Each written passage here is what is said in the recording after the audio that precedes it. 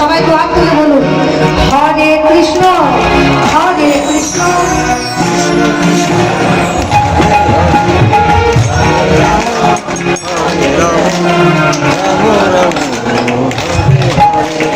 এখন দেখুন, আপনারা মানুষ দেখে দেখেই শেখে, শেখে না, দেখে দেখেই শেখে।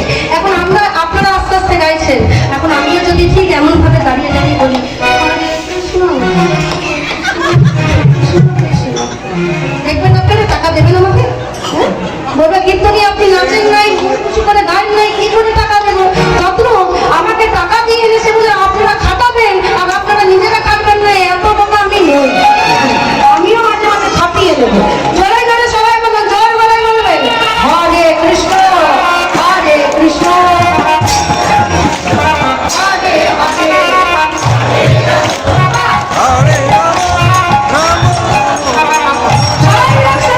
হরে কৃষ্ণ হরে কৃষ্ণ কৃষ্ণ কৃষ্ণ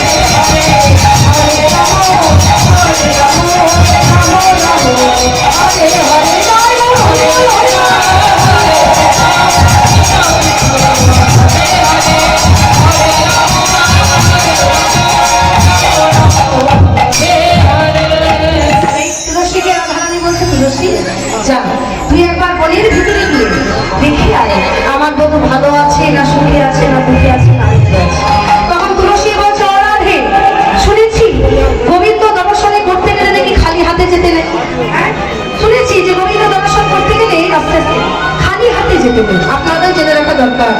তিনটি জায়গা আছে যেখানে খালি হাতে যাবেন না। কোন কোন জায়গা? এক হচ্ছে গুরুগৃহ, যখন আপনি গুরু দর্শনে যাবেন তখন খালি হাতে যাবেন না, পাপ হবে। দুই নম্বর হচ্ছে যখন নবজাত শিশু জন্ম নিয়েছে তার মতন দেখতে গেলে খালি হাতে যাবেন না, হাতে করে কিছু নিয়ে যাবেন উপহার স্বরূপ।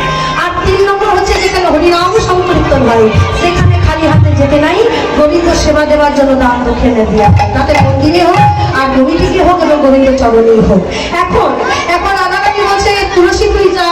তুলসী বলছে হ্যাঁ রে, তা গোবিন্দ দর্শন করতে যাব, আমি তো হাতে করে কিছু আনিনি, তাহলে এখন কি করে যাব? তখন রাধারানী বলছে ও তুলসী তুই যাবি বলে আমি আগের থেকে একটা কাজ করে রেখেছি। কি কাজ?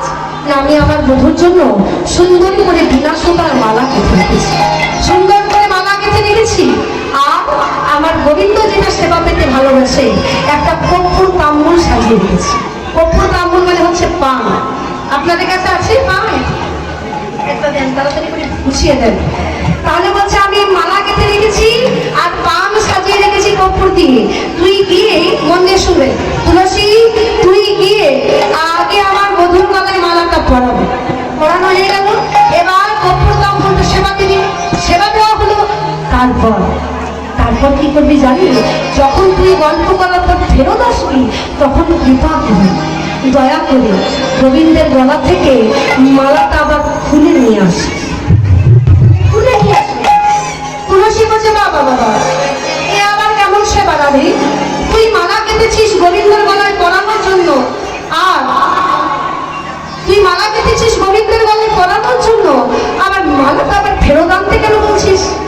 তখন রাধারানী তুলসীকে বলছে তুলসী আমি ফেরত আনতে কেন বলছি জানিস? কারণ ওই মালাটা যখন তুই আমার গোবিন্দের গলায় পরাবি তখন আমার গোবিন্দের অঙ্গের পরশে মালা দেবো, আর ওই মালা যখন আমি আমার অঙ্গে নেব তখন গোবিন্দের পরশ আমার অঙ্গে লাগবে।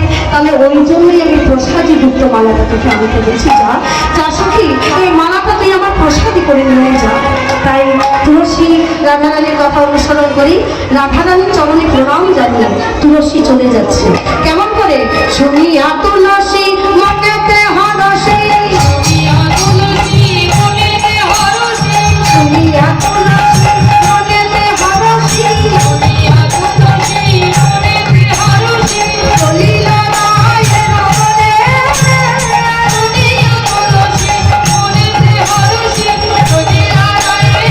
বনে, আর কপুর তাম্বুল লয়ে রবীন্দ্র সারসী তুলে,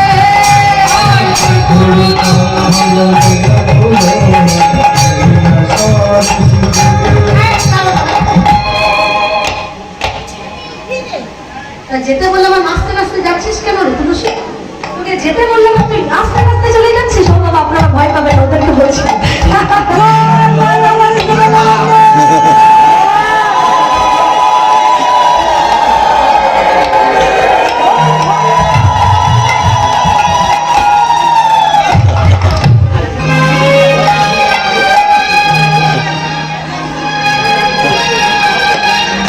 বাবা বলে বলে যাই তো বলে হাত ফেল করতাম।